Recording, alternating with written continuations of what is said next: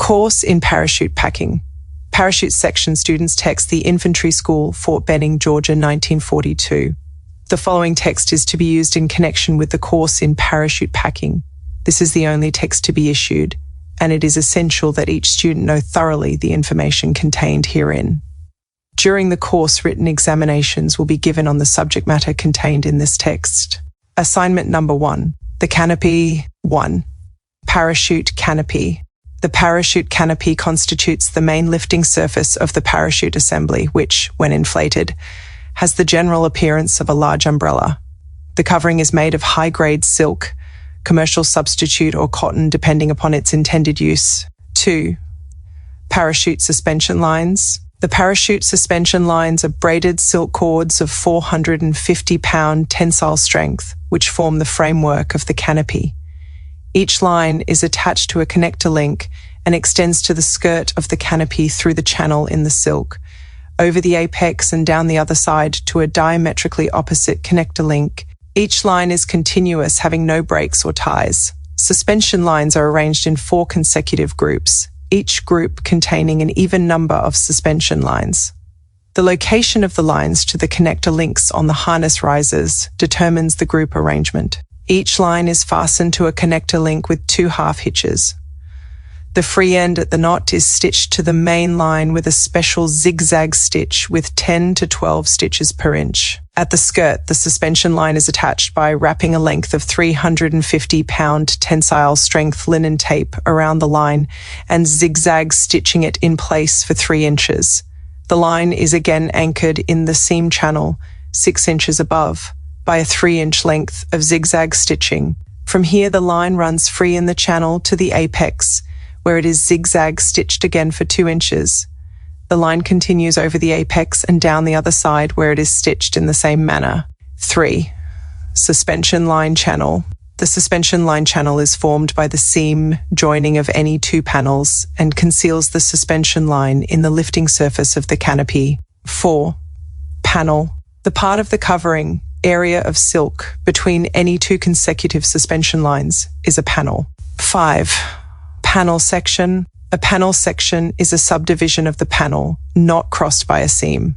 Each section is cut on a bias with the lengthwise threads of the fabric running at a 45-degree angle to the center line of the panel. This arrangement makes for greater economy in cutting the fabric and strengthens the completed canopy by reducing the danger of runs or tears extending any great distance before being checked by a seam. The TM1 panel is divided into 4 sections. The TR1 panel is divided into 3 sections. 6. Lower main lateral band. Completely circling the main panels at the skirt is a strip of fabric called the lower main lateral band. It is a single thickness of specially woven 300-pound tensile strength silk tape, 1 inch wide, sewn within the seam forming the skirt of the canopy. It reinforces and strengthens the canopy. 7. Upper main lateral band. The upper main lateral band is a double thickness of 1 inch 300-pound tensile strength silk tape that forms the base of the vent. It is sewn within the seam at the apex of the canopy and takes up the upper expanding strains of the inflated canopy. 8. Puckered vent. The puckered vent is a strip of silk fabric 8 inches wide sewn to the upper main lateral band on one side and to the molded rubber ring on the other. Its purpose is to relieve the strain on the main body of the canopy at the instant the canopy opens. 9. Molded rubber ring. The molded rubber ring is placed within the seam at the top of the puckered vent.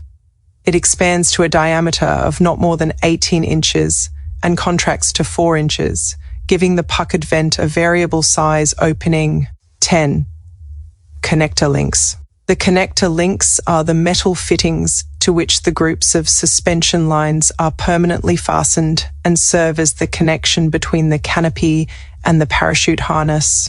Parachute harness assembly. 11. Harness assembly. The parachute harness assembly is a fabrication of cotton webbing of 2,900-pound tensile strength, making up the combination of supporting bands which secure the canopy and pack carrier to the wearer. 12. Main lift webs. The main lift webs are the principal elements of the harness assembly and are that portion of the harness on each side of the body between the point of suspension, the shoulder, and the saddle, the seat. 13. Risers. The harness risers are the portion of the parachute harness assembly between the point of suspension and the connector links. 14. Harness saddle.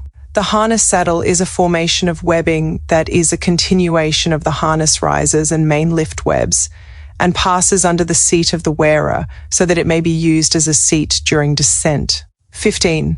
Breast strap and breast guard. The breast strap is a formation of webbing attached near the center of the chest to keep the harness assembly in position and prevent the main lift webs from slipping from the shoulders.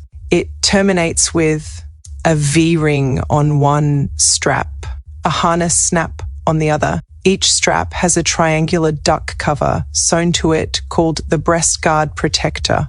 16. Back straps. The back straps, horizontal and diagonal, are additional webs looped around the center bar of each shoulder adapter.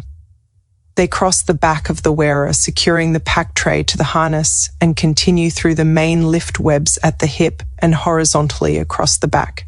They are interlocked and adjustable for size. 17. Leg straps. The leg straps are adjustable lengths of webbing secured at one end to the saddle. They extend around the legs and attach to the hip straps by means of a V-ring and snap fastener. 18. Hip straps. The hip straps extend approximately 3 inches through the opening provided in the main lift webs at the hip. They terminate in a V-ring or snap fastener used to fasten the leg straps. 19. Harness fittings. There are 14 metal fittings on the harness made of cadmium-plated chromium nickel steel. These include shoulder double adapters, breast guard V-ring and snap, V-rings for reserve parachute, double adapters on horizontal backstrap, snap fasteners on leg straps and hip straps. Connector links at the end of the risers are not part of the harness hardware. 20.